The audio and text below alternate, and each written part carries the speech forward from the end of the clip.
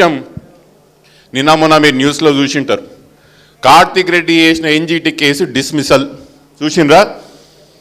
నేను మీడియా సోదరులకు చెప్తున్నా, సీఎం గారు ఆఫీస్ నుంచి ఇచ్చిన ప్రతి లీక్ అడ్డగోలుగా అట్లనే ఫాలో చేయకండి.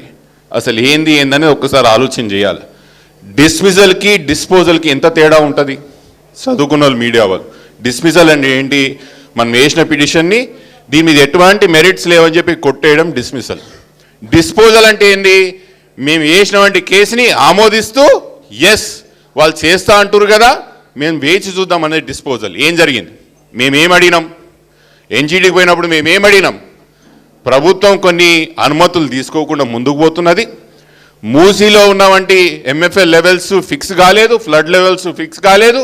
ఫిక్స్ కాకుండా వీళ్ళు ముందరికి ఎట్లా పోతారని మనం అడిగినప్పుడు జడ్జి గారు అక్కడ ఉన్న ఏజీపీకి ఏం అడిగిర్రు? మీ పరిస్థితి ఏంది? మళ్ళీ వీళ్ళు చెప్తున్నటువంటి ప్రేయర్ అంతా కరెక్టే కదా. వీళ్ళు అడిగిన సంగతి ఏంటంటే ప్రభుత్వం ఏం చెప్పింది? మేము ఇవన్నీ అప్లికేషన్ ఇంకో స్టేజ్లో ఉన్నాయి, ఎన్వైరన్మెంట్ క్లియరెన్సే కానీ, సోషల్ ఇంపాక్ట్ అసెస్మెంట్ స్టడీయే కానీ, లేదా వీళ్ళు చెప్తున్నట్టు ఎంఎఫ్ఎల్ లెవెల్సే కానీ ఇవన్నీ డిపిఆర్లో టర్మ్స్ ఆఫ్ రెఫరెన్స్లో పెట్టినాము, ఇవి ఖచ్చితంగా మేము చేస్తాము, చేసినాకనే ప్రాజెక్ట్ ముందుకు పోతామని చెప్పారు.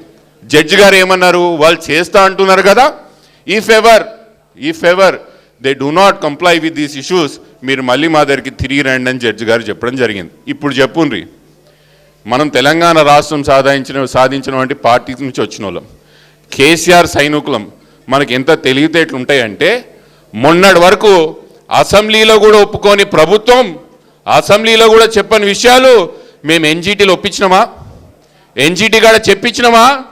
మీతోని మీరు చేయాల్సిన ఎంఎఫ్ఎల్ లెవెల్స్ మేము ఇస్తాము, డిపిఆర్ లెవెల్స్ మేము ఇస్తాము, అన్ని ఎన్వైరన్మెంటల్ క్లియరెన్స్ మేము తీసుకున్నాకనే ముందలు పోతామని ప్రభుత్వం ఆడ చెప్పినాకనే నా పిటిషన్ని డిస్పోజల్ చేయడం జరిగింది, డిస్మిసల్ చేయడం జరగలేదు.